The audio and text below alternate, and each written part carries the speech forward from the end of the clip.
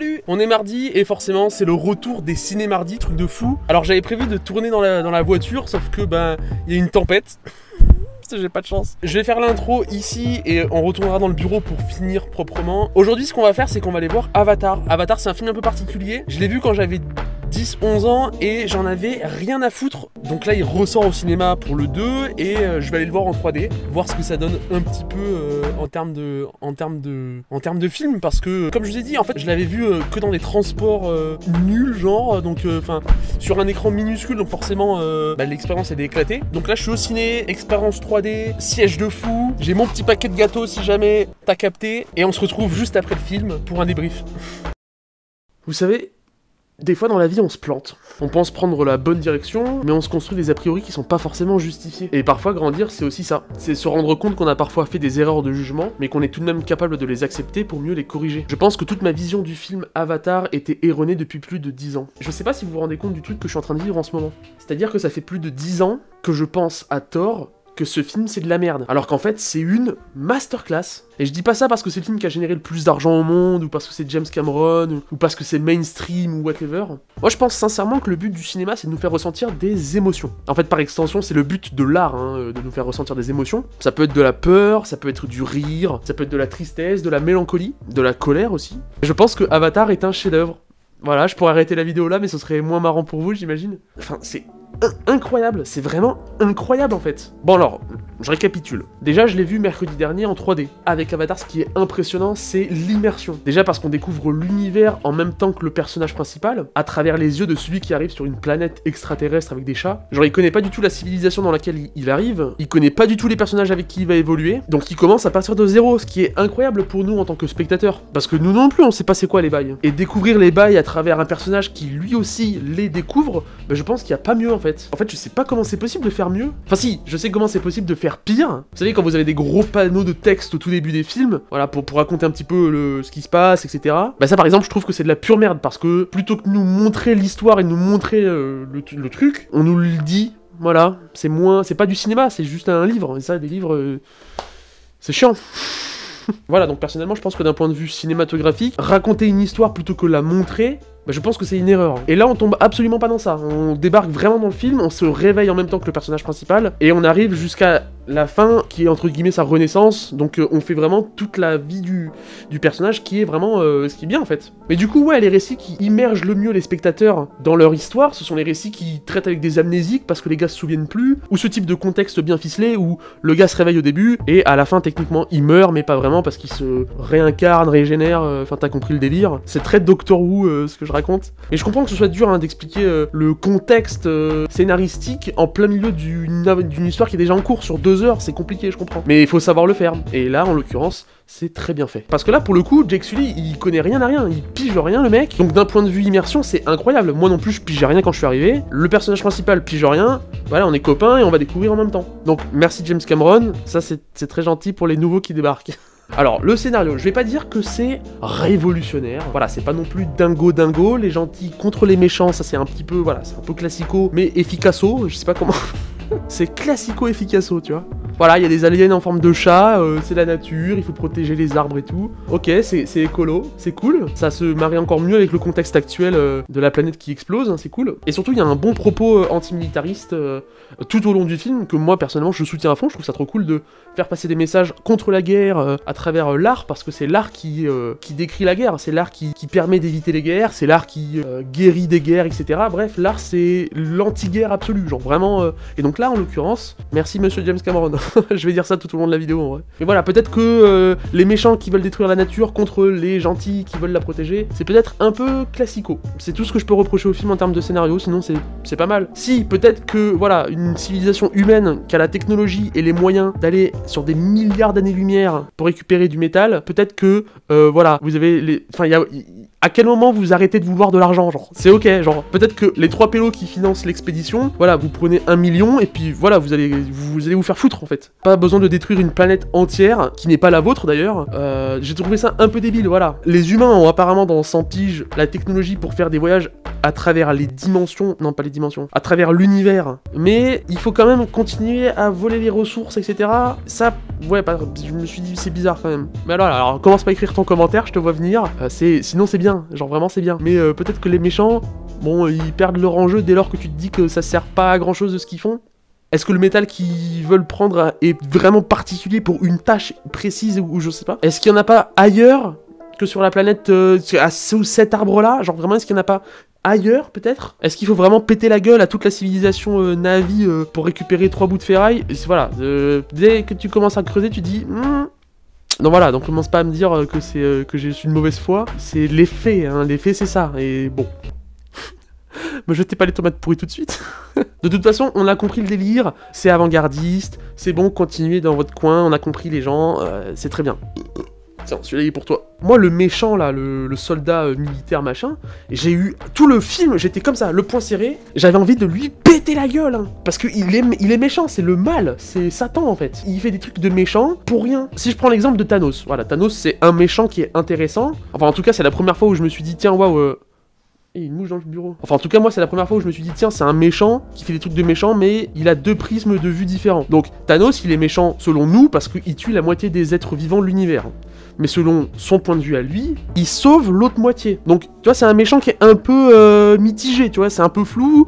Il est pas méchant pour tout le monde, on va dire. Si t'es du côté de Thanos, bah t'es du côté de Thanos, tu vois. Sauf que là, bah du coup, les méchants, ils sont juste méchants, sans avoir de contrebalance. Donc, est-ce que c'est l'objectif du film? Peut-être, de dire que bah, les méchants de la finance, ils sont méchants, mais ça, on le savait déjà.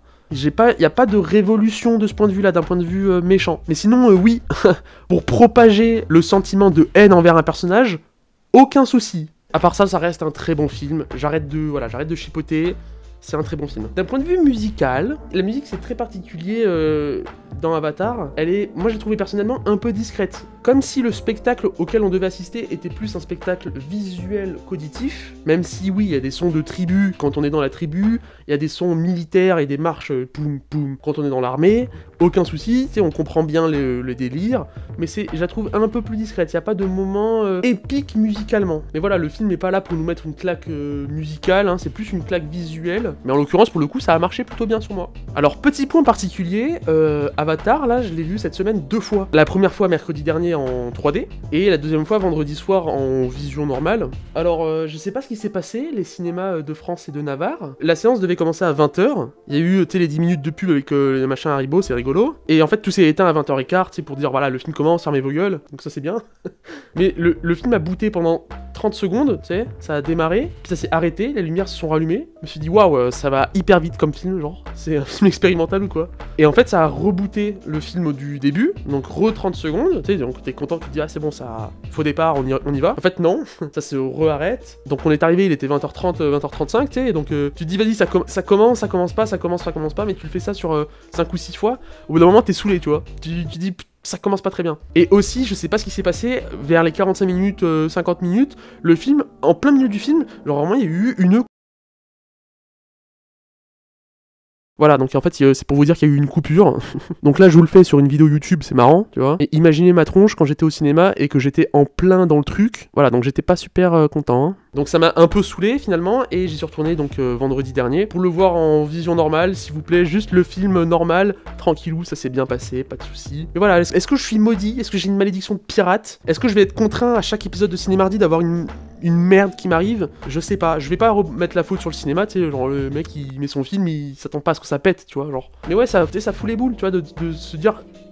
qu'est-ce qui se passe? Pourquoi ça s'est éteint, tu vois? C'est chiant. Bon, c'est pas grave, tu vois, je suis quand même content d'avoir vu mon film et tout, c'était super bien. Mais ouais, ça fait un peu chier parce que je redécouvrais le film, j'arrivais à être à l'intérieur, tu vois, et on m'en a sorti un peu forcé, tu vois, et ça fait chier. Donc ouais, pour revenir sur le film, c'est très très bien, les acteurs sont hyper convaincants. J'ai pas remarqué de moment où je me suis dit, tiens, c'est bizarre, ça joue mal, ou ça surjoue, ou quoi. Si, il y a eu des rares moments où je me suis dit, tiens, c'est chargé en émotion, tu sais, ça gueule, ça se comporte un peu comme des animaux, mais en même temps, c'est des extraterrestres, tu sais, ça se trouve, c'est comme ça qu'ils évoluent de base. Ils sont un peu expressifs, tu sais, pour des aliens chats à 4 doigts. Mais voilà, en vrai, ça passait. Mais ouais, mais pourquoi vous avez tué Sigourney Weaver? Putain, mais c'est les émotions, là. Mais ouais, ça saoule parce qu'en vrai, voilà, c'est chiant, elle est gentille de deux côtés, elle est gentille du côté des humains et du côté des navis, et elle meurt, et ça me saoule, voilà, bah, ça me fait chier, c'est chiant. Après voilà, j'ai pas grand chose à noter, enfin en réalité j'ai même noté pas grand chose parce que avec les lunettes 3D, bah tu sais, tu notes rien, et puis après j'étais tellement plongé dans le film que j'ai rien gribouillé, enfin j'ai gribouillé 3 merdes, mais qu'est-ce que tu veux que je raconte? Finalement je fais un peu avec mes souvenirs à chaud, mais en fait un petit peu à froid parce que là on est quelques jours plus tard. J'ai pas pris de claque cinématographique, enfin si. Enfin, je sais pas en fait. Y a pas de moment où je me suis dit putain, waouh, on s'arrête, tu vois, on se pose, on souffle, on regarde un petit peu, c'est genre. C'est joli. En 3D, il y a eu plusieurs moments où mes yeux, j'avais du mal à m'accommoder. Au tout début, c'est parce que ça fait au moins 5 piges que j'avais pas vu un film en 3D. Et donc au début, j'avais du mal à m'accommoder. Et il y a des scènes où ça bouge beaucoup au début, tu sais, quand il se fait poursuivre par l'espèce de panthère noire là. Donc là, j'étais en mode, oula, qu'est-ce qui se passe, frère? C'est quoi ce délire? Donc ouais, pour ce coup-là, c'est pour ça que je l'ai revu en 2D, c'était. Enfin, en 2. Pas 3D. Et c'était ok, donc là, on comprend mieux ce qui se passe. Y a pas de moment où, tu sais, t'as le vertige et t'es en mode waouh, ok, tu vois. Et là, vous allez me dire, ah oui, mais il y a les scènes où ça vole et c'est joli. Ben non, en fait, c'est des scènes où ça vole et c'est ok, tu vois. Pas non plus, c'est pas une révolution dingo, quoi. C'est une scène où, ouais, ça vole. Yes. En termes de photos, c'est ok, hein. On a l'impression d'être sur une autre planète. Même en termes de visuel et de direction artistique, on est sur notre planète. Pas de soucis, aucun souci pour ça. Il y a des bébêtes rigolotes, des plantes marrantes. Ok, on est sur une planète différente. Mais c'est pas une révolution ciné dans le sens où ça emploie de nouvelles techniques et de nouvelles méthodes. C'est dur de trouver de nouvelles méthodes et de nouvelles techniques en fait de nos jours. Voilà, on peut dire que c'est un pas vers le cinéma effets spéciaux photoréalistes. Ok, c'est intéressant. Mais après...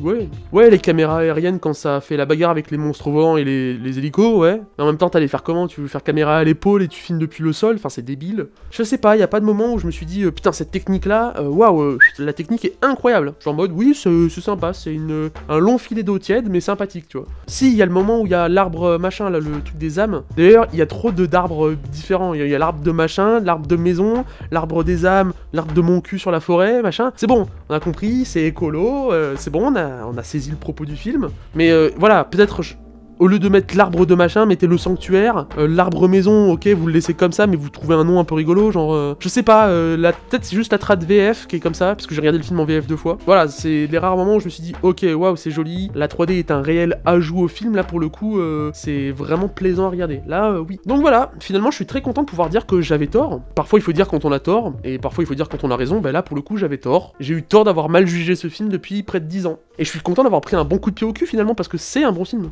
Donc si vous n'avez jamais vu Avatar, que vous l'avez jamais vu en 3D, ou que comme moi vous aviez un a priori négatif sur le film, ben redonnez-lui sa chance avec votre nouvelle maturité acquise, et vous allez découvrir une pépite. Perso, moi ça m'a vraiment bien surpris. Voilà, du coup j'ai pas grand chose à rajouter de plus, ou du moins qui n'ait pas déjà été dit depuis les 10 dernières années. J'ai hyper hâte de voir le 2, et pour le coup je suis content de pas avoir à attendre 10 piges un théorique futur film. Là, je sais qu'il arrive dans quelques semaines, donc c'est cool. J'ai pas autant de temps à attendre. Mais voilà, James Cameron, si tu passes par là, frérot, à la fin du film, c'est vrai qu'on reste un peu sur sa fin. Donc maintenant, il faudrait nous sortir un univers extended un petit peu comme ça. Voilà, qui serait pas une claque révolutionnaire.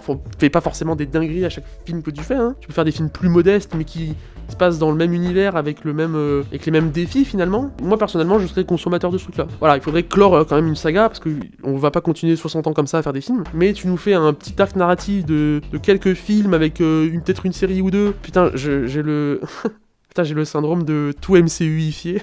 Non, faut pas faire un MCU Avatar, non, quand même, ce serait nul. Mais ouais, en fait, maintenant que j'ai goûté au bonbon, j'ai trop envie d'en avoir plus. Ce film a les mêmes effets que la drogue, du coup.